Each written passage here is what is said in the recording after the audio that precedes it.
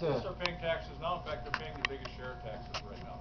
If they came to me, in fact they did. I think there was a proposal there for the middle income to be increased in taxes.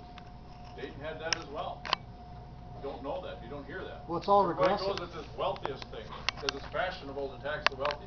I wouldn't vote if it was a middle income tax. Well, Torrey there took a pledge with Grover Norquist in the 90s. That was a two-part pledge. The first part was that he wouldn't raise or make new taxes, and the second part was that he would not eliminate tax credits. Now, when you eliminate the Homestead Tax Credit, wherever you get your, you say the counties wanted. Well, anyway, it's a regressive tax. It falls on the burden of everyone, and in the Eisenhower administration, we built our infrastructure, our roads, our bridges, our schools, our fire halls. We built that during that era, and the tax rate on the wealthiest people was 60%, and it was an honor for them, and society looked up to them. They were pillars in their community, and we respected and we appreciated them.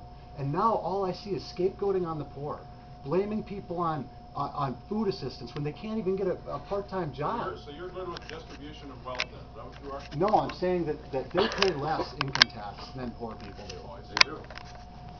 Even though 48% of Americans don't pay taxes.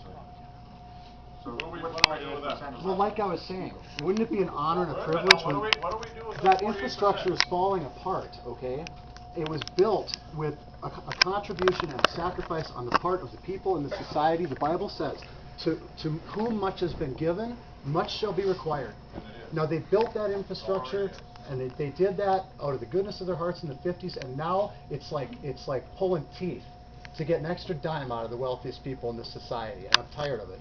Folks need to understand Judd's been following us around today, and I appreciate that. We certainly like the challenge, but he's not able to.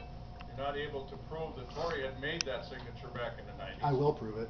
Well, don't throw it out unless you can prove it. That's He my said point. he did up in Elbow Lake. And I might have signed on to something 10 years ago that times changed. Or pardon me, Evansville, he said he did in the 90s. Well, but I mean, you might be right at some point in time, but. Well, it was a pledge. I mean, isn't a pledge like something you solemnly keep? I mean, does it matter that it was the 90s? Just let me tell you my philosophy versus your philosophy. My philosophy is don't overtax the citizens. Let them keep their hard-earned wealth, take care of themselves as much as they can, and we do for the communities that individually they can't do for themselves.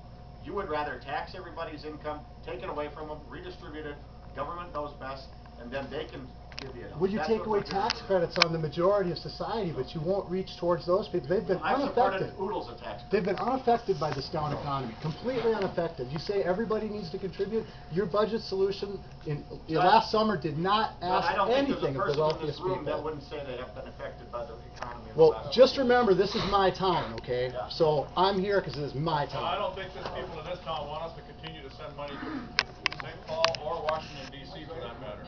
We think you do a better job in your town spending your own money. Do you understand?